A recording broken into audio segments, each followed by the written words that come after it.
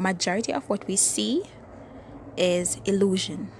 Many of us, especially targeted individuals, we are given special type of illusion.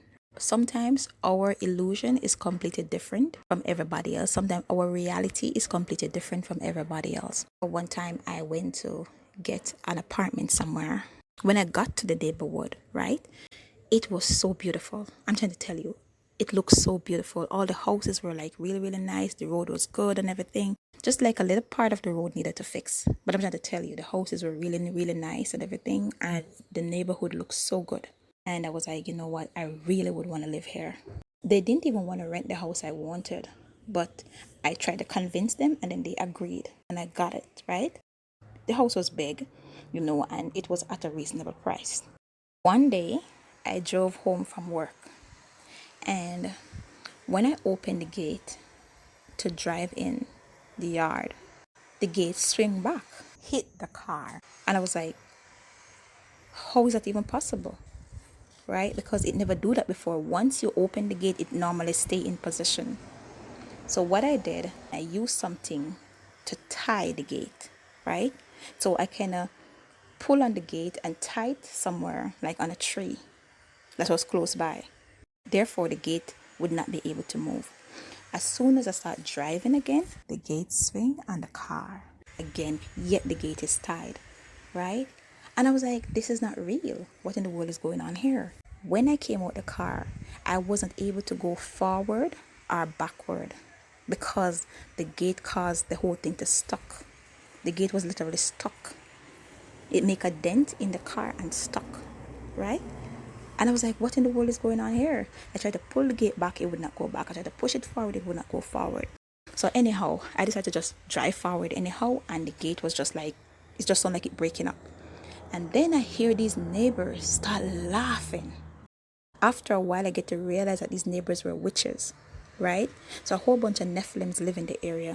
They were there laughing, rejoicing because the gate and the car sound so horrible, as if the vehicle crash or something. That's how horrible it sound, right? And they were just laughing and rejoicing and everything like that.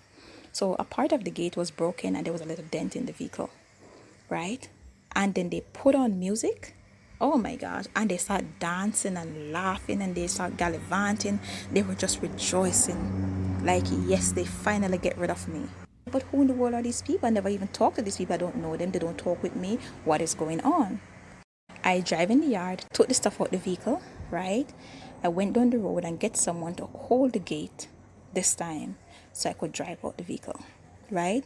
When I finally get the car out the yard, right, and I close the gate and everything, the person who helped me asked me, what are you doing in this neighborhood? I am renting. The person said, no, there's no way you would rent a place here.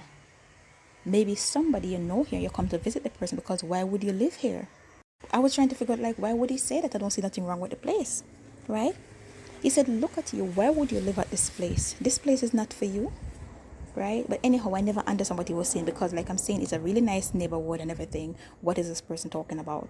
I drove away. It just so happened that I got some leave from work. I was at home for about 2 months or more. And I was like, you know what? Let me go and take a walk through this neighborhood and look what's going on. So I got up early in the morning and I started walking.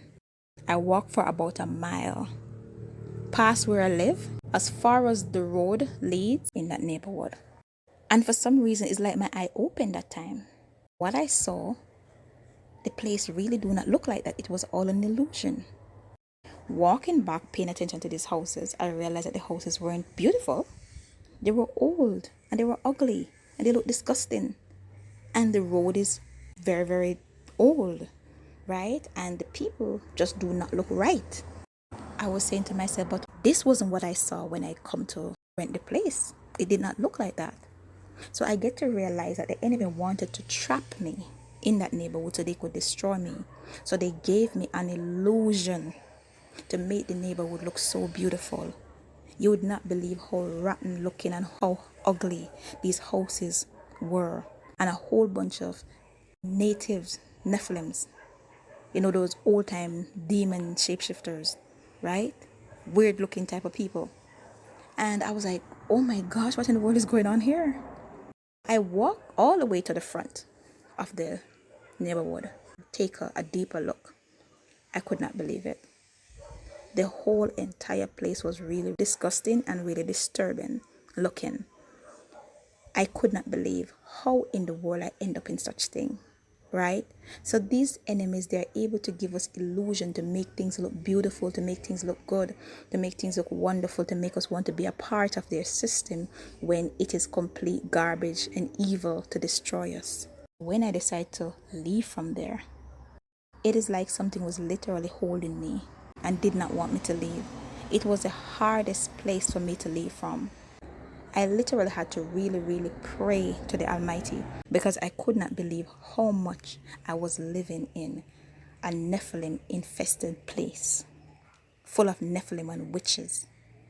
And I did not realize it because an illusion was placed before my eyes to make me see the thing completely different from what it actually looks like. I could not believe it. I really thank the Almighty for that experience because it is the same way with certain people we might date, places we work, people we talk with.